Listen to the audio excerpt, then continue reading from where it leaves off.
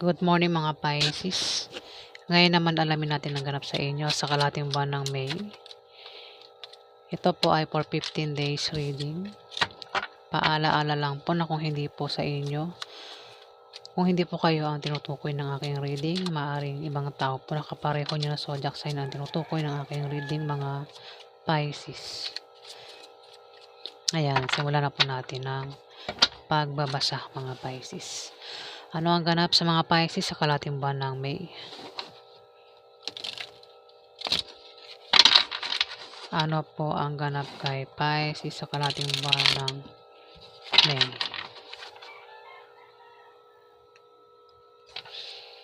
Ano po ang ganap kay Pisces sa kalating buwan ng May?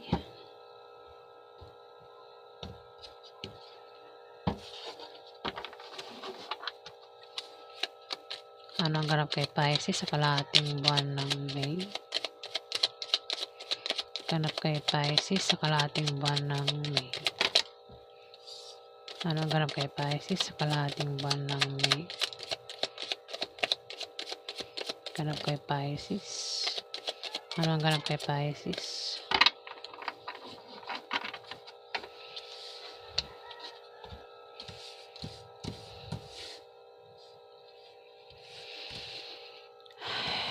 Pisces. Six of Cups. Maaring may tao dito ang maaring maalala mo sa kalating buwan ng May at hindi mo siya makalimutan. Isang taong nakasama mo o naging ka-close mo kahit pa ng bata ka pa.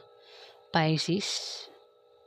Maaring nagkahiwalay kayo at maaring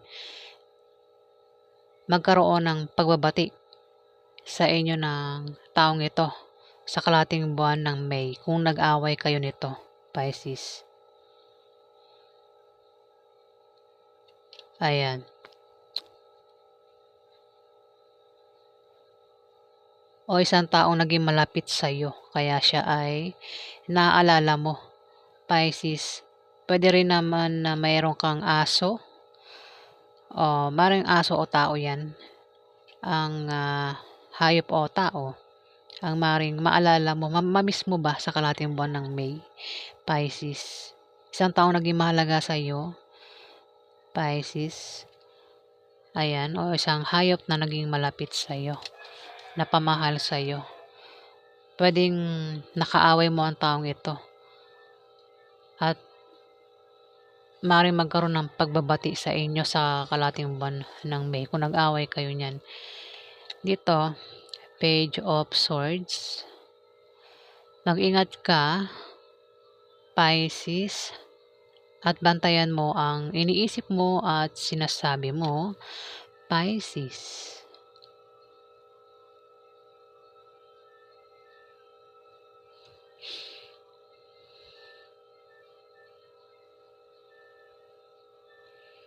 Parang parang pasugod ka rito ng ng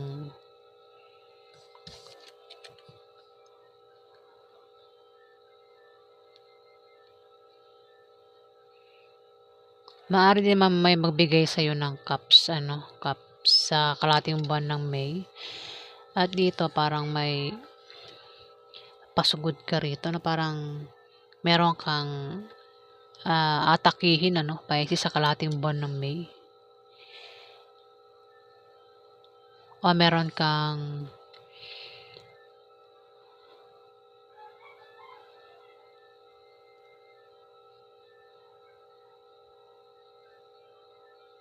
meron ka bang alagang pusa, Pisces? Ayan. Maraming Pisces Ito ay Pisces na may alagang pusa kasi may pusa dito. Hindi ba pusa to? Tigre. Ang laki naman kasi ng pusa.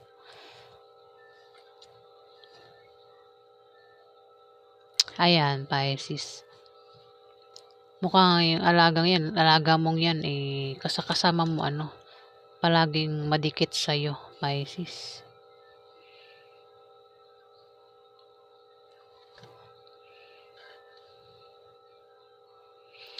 Dito, merong judgment dito. May paghatol na magaganap sa kalahating buwan ng May, Pisces. May mga taong mahahatulan dito. Ayan, mga tao to. Ang daming tao dito. Mahahatulan sa kalahating buwan ng May, Pisces. May paghatol na mangyayari. Judgment ito eh.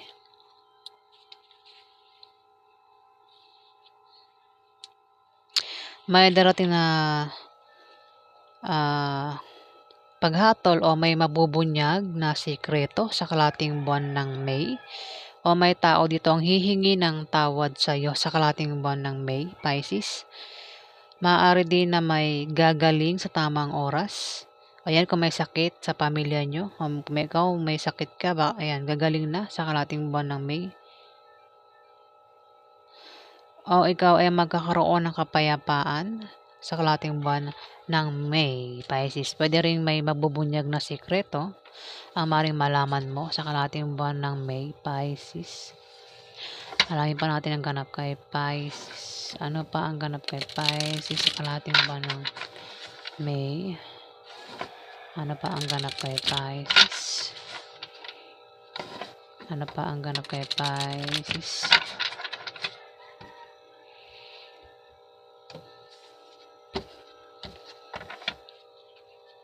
Ano pa ang ganap kay Pisces sa kalahating buwan ng May? Ganap kay Pisces.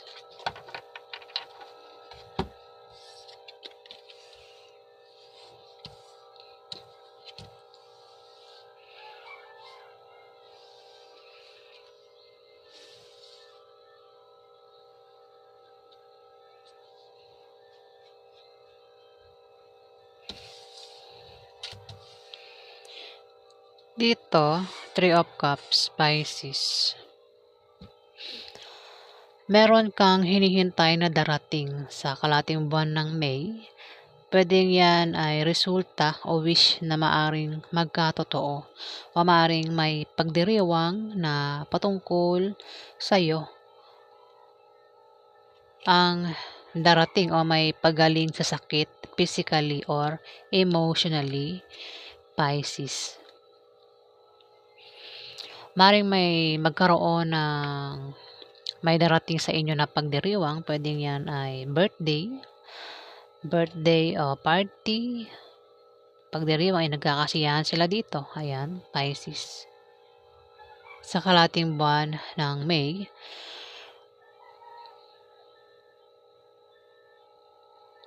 maaari din naman na pwedeng resulta o wish na maaaring magkatotoo sa kalahating buwan ng May, o may gagaling sa sakit. Kung may sakit sa pamilya nyo, Pisces, o ikaw may sakit ka, Pisces, may gagaling. Pero pwedeng hindi rin sakit pwedeng may taong nanakit sa'yo. Kasi ito ay physically or emotionally. Pwedeng sinaktan ka ng physical o sinaktan ka emotionally. At may paghilom, may paggaling sa kalahating buwan ng May, Pisces. Ayan, kung may nanakit sa'yo, Pisces, physically or emotionally, may paghilom na sa kalahating buwan ng May, Pisces.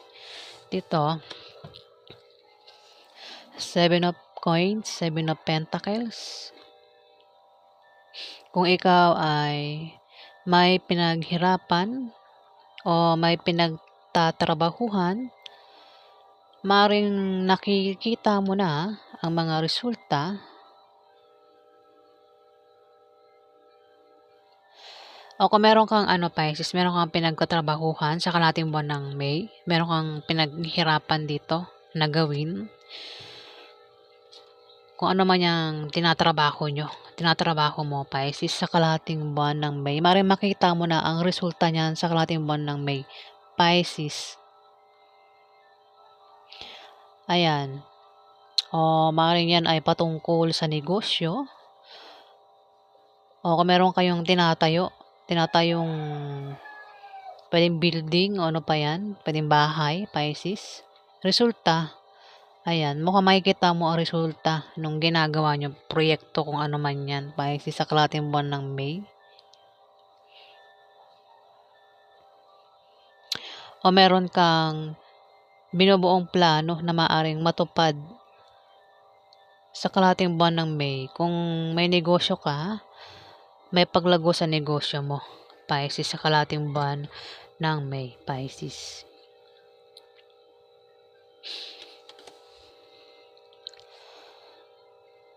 Maaaring magkaroon ng kasiyahan matapos yung mabuo itong proyektong ginagawa mo, Pisces, sa kalahating buwan ng May. Maaaring yung patungkol diyan yung kasiyahan na yan na magaganap, Pisces. Kung ano man yan na pinaghihirapan nyo, binubuo nyong gawin sa kalahating buwan ng May, Pisces. Makikita mo na ang resulta. Dito, 9 of Swords. Maaring hindi maganda ang tulog mo sa kalahating buwan ng May, Pisces. Mukhang hindi maganda ang tulog mo sa gabi. Maaring dahilan ng hindi mo pagkakatulog sa gabi ay maaring makaramdam ka ng pagkabalisa, takot, o may mga hinala ka o kutob sa gabi, o kapag ikaw ay natutulog pero hindi ka makatulog dahil yan ang mararamdaman mo, Pisces, sa kalahating buwan ng May. Balisa, takot, o maaaring ikaw ay nananaginip ng masamang panaginip, Pisces, o meron kang pinoproblema kaya hindi ka makatulog sa gabi, Pisces.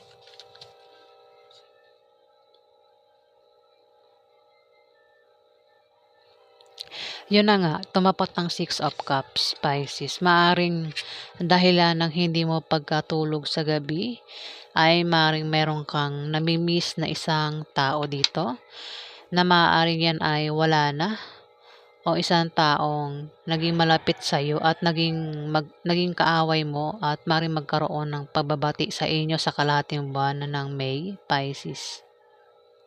Maaaring siyang iniisip mo yung taong ito. Maaaring yung taong ito ay wala na sa mundo, o ang taong ito ay nakaaway mo, Pisces. Isang taong malapit sa iyo at nagkaroon ng alitan sa inyo. At maaaring sa kalahating buwan ng May, magkaroon ng pagbabati sa inyo, Pisces. Maaaring siya rin ang iniisip mo, Pisces. Alamin pa natin ang ganap kay Pisces. Ano pa ang ganap kay Pisces sa kalahating buwan ng May?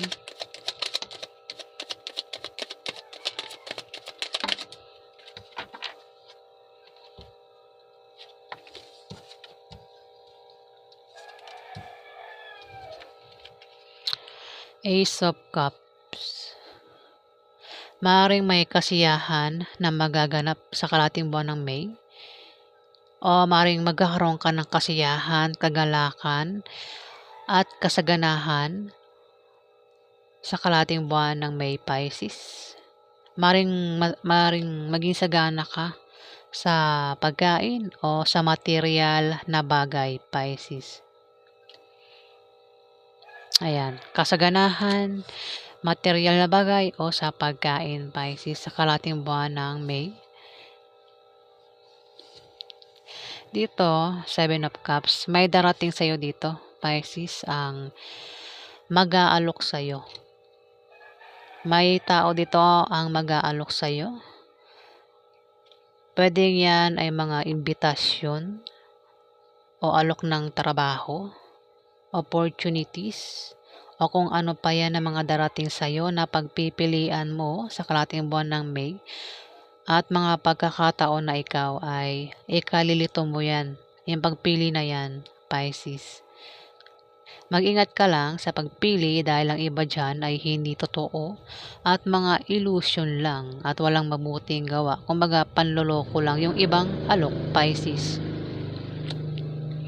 Kumbaga, example ko, kung may mag-alok sa'yo ng trabaho, hindi lang isa, dalawa, tatlo, pero ang isa lang dyan ang totoo. At ang dalawa, panloloko lang, hindi totoo. Pisces. Kaya mag-ingat ka sa pagpili kung ano man yang iaalok sa'yo sa kalahating buwan ng May, Pisces. Ayan. Alamin pa natin ang ganap kay Pisces. Ano pa ang ganap kay Pisces sa kalahating buwan ng May?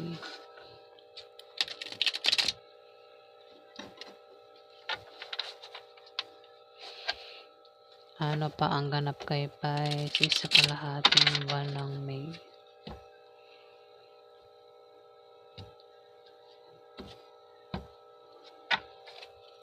Ano pa ang ganap kay Pisces sa kalahating buwan ng May? Ganap kay Pisces.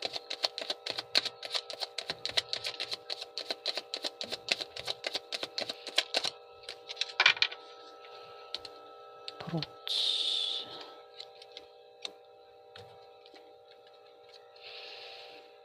Nine of Coins. Ito ay Nine of Pentacles, Pisces. Maring meron kang karangyaan o yaman nang dahil sa kasipagan mo, Pisces. O yan ay mana na galing sa kamag-anak mo, o promotion o swerteng dumating sa'yo, Pisces. O maring makatanggap ka ng rewards ng dahil sa kasipagan mo, Pisces, sa iyong trabaho. O kung may invest ka, maring may pagkolekta na sa kalahating buwan ng May, Pisces. O maring isa kang Pisces na may status sa buhay, Pisces. O maring nakatanggap ka ng kasi ito maring meron kang mga yaman na galing sa pinaghirapan mo. Yung iba galing sa promotion, yung iba galing sa swerte, ang iba galing sa mana. Ayan, Pisces. Pero ito, nakahawak siya sa pera. Pwedeng pera din, Pisces. Maring nakatanggap ka ng pera, o makatanggap ka ng pera sa kalahating buwan ng May, Pisces.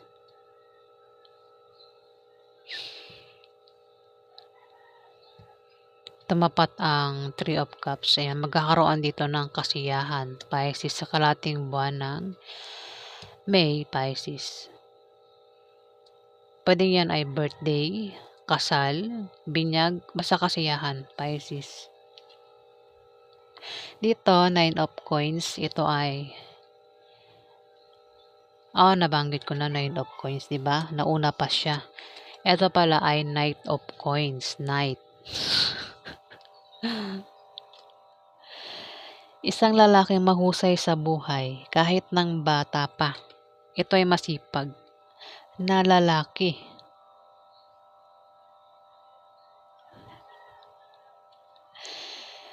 Matigas ang ulo nito, obsessive, o baka naman ikaw ito, Pisces. Kung hindi ikaw ito, meron ditong earth sign. Ito ay Capricorn, Virgo o Taurus na lalaki, Pisces. Knight of Pentacles. Masipag ito magtrabaho. Sanay sa trabaho. Ibig sabihin, bata pa lang ito, nagkatrabaho na ito. Hanggang sa ngayon, nagtatrabaho pa rin ito. Masipag ito magtrabaho, Pisces.